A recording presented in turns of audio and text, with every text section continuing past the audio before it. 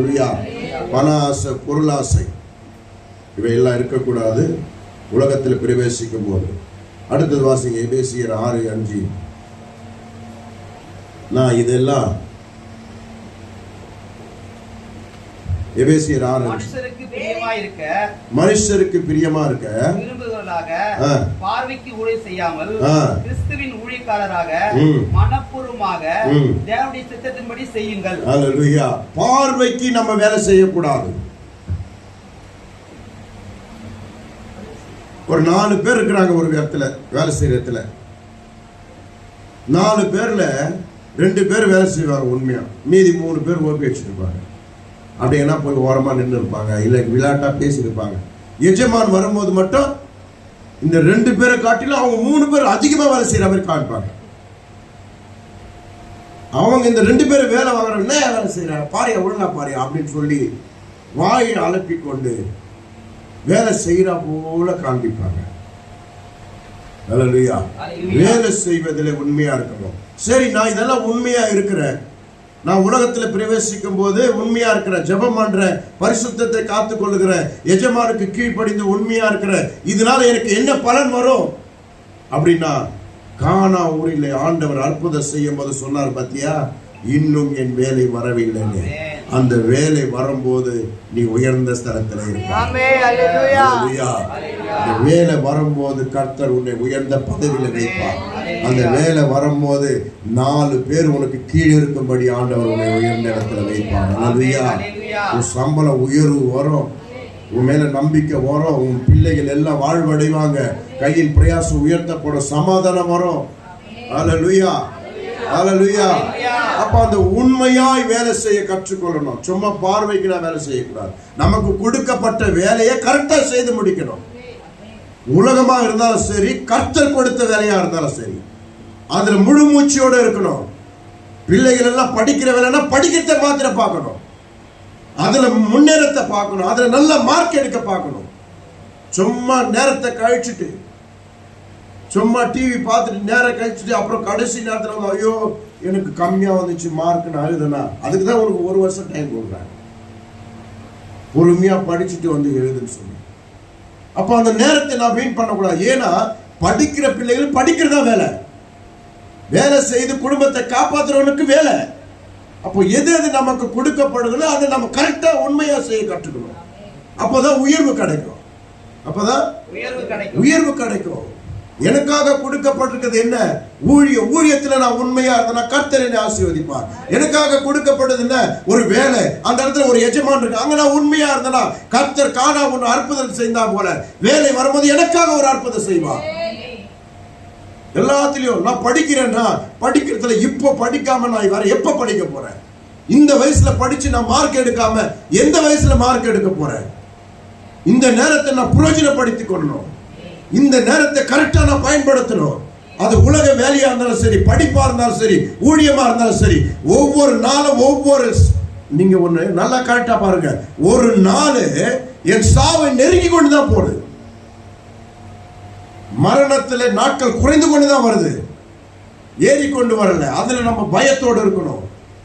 இன்னும் 4 பொழுது வீணா பழிக்கிட்டுனா போய் வச்சுட்டோம்னா மரணம் துரிதமா இருக்குது. நம்ம மரணம் எப்போ சம்பவிக்கும் தெரியாது. கர்த்தர் கொடுக்கிற வேலையை கரெக்டா செய்ய கற்றுக்கொள்ளுது. குடும்பத்தை காப்பாத்துறியா? குடும்பத்தை காப்பாற்றுறது நேர்மையா இருந்து வேலை செய்யற இடத்துல நல்ல பேரை வாங்கிட்டு நீ பாட்டு வேலை செஞ்சுட்டு பலன் கர்த்தர் கொடுப்பாரு. படிக்கிற வயசா நான் பாட்டு நல்லா படிச்சு இதுல மார்க் நல்லா எடுப்பேன்னு சொல்லி முயற்சி எடுத்து பண்ணு, நீ ஒரு பெரிய ஸ்தானத்துல வந்து நிற்பாய். ஊழியம் செய்யறியா? ஊழியம் செய்யறனா கர்த்தர் சமூகத்துல உட்கார்ந்து என்ன செய்யணும் கேளு, கர்த்தர் உன்னை உயர்த்துவார். உனக்கு கொடுக்கப்பட்ட வேலையை நீ கரெக்டா உண்மையா செய்ய கற்றுக்கோ. அல்லேலூயா. பரிசுத்தத்தை காத்துக்கோ. தேவ சமூகத்துல வந்து முழங்கால் படியிட கற்றுக்கோ. இந்த காரியெல்லாம் நீ பாட்டு செஞ்சுக்கிட்டே இரு. செய்யறதுனால என்ன பலன் வரும்? கர்த்தர் நிச்சயம் உனக்காக ஒரு பலனை வைக்கிறார். உனக்காக ஒரு கதவை வச்சிருக்கிறாரு. உனக்காக ஒரு வாசல் இருக்கு. உனக்காக ஒரு ஆசீர்வாதம் இருக்கு. உனக்காக ஒரு உயர்வு இருக்கு. உனக்காக ஒரு சமாதானம் இருக்கு. இதுக்கு முன்னாடி இருந்த தலைமுறை காட்டிலும் ஏன் நிமித்தம் வர தலைமுறைகள் எல்லாம் உயர்ந்திருப்பாங்க. எல்லாம் பெரிய ஜாதியா இருப்பாங்க, பெரியவங்களா இருப்பாங்க எல்லாரும். நாங்க இங்க 1 லட்சத்தை கொடுத்து ஒரு வேலை செய்யறதுக்கே கஷ்டப்படுறோம். எங்க தலைமுறைலாம் 1000 கோடிகள் மூலியமா போவாங்க. விசுவாசம் 1000 கோடி அந்த ரேஞ்சில போவாங்க என் பிள்ளைகள் எல்லாம். அது எப்படின்னா நான் உண்மையா இருக்கிறதுனால கர்த்தர் மாத்த போறாங்க. சொல்லுங்க, நான் உண்மையா இருக்க போறேன், ஜெபிக்க போறேன், பரிசுத்தத்தை காத்து கொள்ள போறேன், உலகத்தின் எஜமானுக்கு உண்மையா இருக்க போறேன். கர்த்தர் எனக்கு பலனை தர போறார். உலகத்தான் சொல்லுவான், நீ உன் பலனை செய், கர்த்தர் நீ உன் வேலையை செய்ய பலனை அவங்க ஏதோ பேர் சொல்லி சொல்லுவாங்க. அதெல்லாம் பைபிள் இருக்கு, பைபிள் இருக்குது. உனக்கு என்ன வேணும் பைபிள்ல அவங்க பண்றது எல்லாமே இருக்குது. அம்மாவுக்கு தெரியும், வாசப்பேர்ல குங்குமம் மஞ்சள் வைக்கிறாங்க தெரியலமா? வைக்கிறீங்களா? சொல்லுங்க, வைக்கிறீங்களா இல்லையா? அது எப்படி வைக்கிறாங்க தெரியுமா? 6000 ஆண்டுகளுக்கு முன்பாக நம்ம ஜனங்க, தேவனால் உருவாக்கப்பட்ட ஜனங்க ஆட்டுக்குட்டி ரத்தத்தை சகப்ப தடுவாங்க. ஏன்னா வாதை கூடாரத்தில் அணுகாது, வாதை வீட்டுக்குள்ள வராது, நோய் வராது, பொல்லாப்பு வராதுன்னு சொல்லிட்டு ஆட்டுக்குட்டியை பலியிட்டு அது ரத்தத்தை எடுத்து நிலைக்காலில் பூசுவாங்க. அது அப்படியே போய் இப்போ இயேசு எங்களுக்கு ரத்தம் சிந்தி விடுதலை கொடுத்துட்டாரு. அவர் எங்களுக்கு பலியா மாறிட்டாரு. ஆனா இன்னும் ஜனங்களுடைய கண்கள் திறக்கப்படாதனால சகப்பு கலர் சாயத்தை எடுத்து பூசிக்கிட்டே இருக்கிறாங்க. வாசக்கால குங்கத்தை எடுத்து தடவிக்கிட்டே இருக்கிறாங்க. ஆட்டுக்குட்டி ரத்தம், ஆட்டுக்குட்டி ரத்தம், ஆட்டுக்குட்டி ரத்தம். என்னத்தான் ஆட்டுக்குட்டி ரத்தம்? இயேசு ரத்தமே நமக்கு விடுதலை. இயேசுவே வாதை கூடாரத்தை அணுகாது. எங்கன்னா கோயில்ல போனா கயிறு கட்டுறீங்களா? கட்டுங்களா இல்லையா? ஏன் கட்டுறாங்க தெரியுமா? அது அப்பெல்லாம் 6000 ஆண்டுகளுக்கு முன்பாக உன் பிள்ளைக்கு ஆண்டவர் நன்மை செய்தார் சொல்லி கொடுக்கறதுக்காக. நீ மறந்துடுவ, அதனால கையில ஒரு கயிறை கட்டிக்கோ, அதை பார்த்தனா ஞாபகம் வர நீ சொல்லி கொடுப்பேன். அப்படிதான் கையில கயிறு கட்டினாங்க. இப்போ அது மந்திர கயிறு ஆயிடுச்சு, வசிய முச்சி. அது என்னன்னு உனக்கு புரியல. அது கை கட்டுறாங்க, குடி கூட கயிறு கட்டி வராங்க, குடியாங்க. அந்த கயிறுல தான் உன் உயிரே இருக்கா. மனுஷனுடைய உயிர். ஐயோ என்ன எல்லாம் எதை பண்ற போறாங்க அப்படின்னு மந்திரவாதி என்ன பண்ணுவான்? கயிறு அப்படியே இதுல இந்த கயிறு உன் கையில இருக்கிற வரணும், உன்னை வந்து யாரும் சாகடிக்க முடியாது. அப்போ அவர் போகும்போது அந்த கயிறு பார்ப்பாரு, என்னை யாரும் சாகடிக்க முடியாது. அப்போ இவரோட உயிரெல்லாம் எங்க இருக்குது? கயிறுல இருக்குது. 10 ரூபாய் கயிறு. அது 10 ரூபாய் கயிறு. என்ன கயிறு? 10 ரூபாய் கயிறுல இருக்கு. கயிறெல்லாம் விடுங்க, அதெல்லாம் குப்பை. ஜீவனுள்ள தேவனே நமக்கு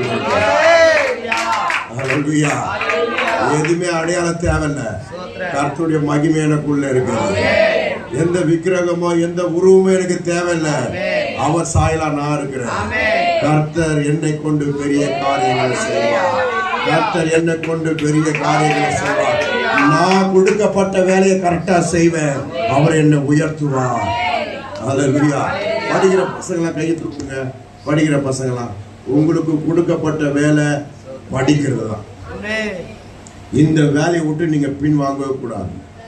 இதுல எவ்வளவுக்கு எவ்வளவு நீங்க ஆர்வம் காட்டுறீங்களோ அவ்வளவுக்கு எவ்வளவு ஃபர்ஸ்ட் வருவீங்க. நீங்க முன்னேறி போயிட்டே இருப்பீங்க. அல்லேலூயா. உங்களுடைய ஆர்வம், உங்களுடைய பலன் எல்லாம் இப்ப எங்க இருக்கணும்? படிப்புல செலுத்தணும். கர்த்தர் உங்களுக்கு உதவியா இருப்பாரு. அல்லேலூயா. ஆண்டவர் உதவியா இருப்பாரு. நல்லா மார்க் எடுப்பீங்க, நல்லா வருவீங்க. உங்க வேலையை நீங்க ஒழுங்கா செய்றீங்க. வேலை செய்து சம்பாதிக்கிற ஆளா இருந்தா வேலை இடத்துல பரிசுத்தத்தை காத்துக்கொண்டு நல்ல ஒரு பேரை வாங்க கற்றுக்கொள்ளுங்க. கர்த்தர் பலனை தருவார். ஊழியம் செய்ய போறீங்களா?